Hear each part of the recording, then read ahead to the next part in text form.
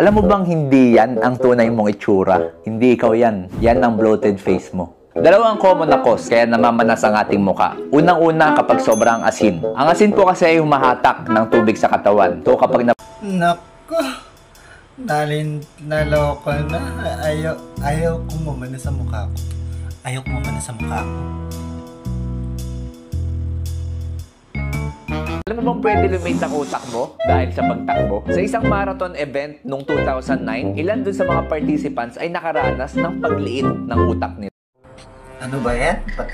Pati ba naman pagtakbo, lilit ang utak?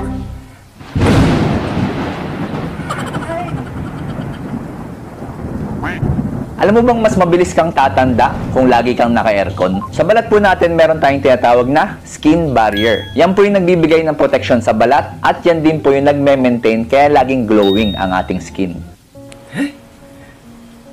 Hindi na ako mag-aircon. Baka tumanda ako.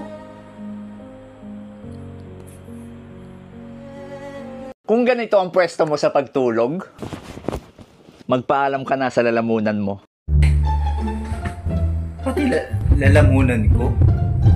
Ano ba gagawin ko, Doc Calvin? Ginawa ko na lahat. Para ako ginawa tama. Doc Calvin! Lahat mali ang ginagawa ko. Ano ba? Pwede kong gawin? Lahat naman. Bye!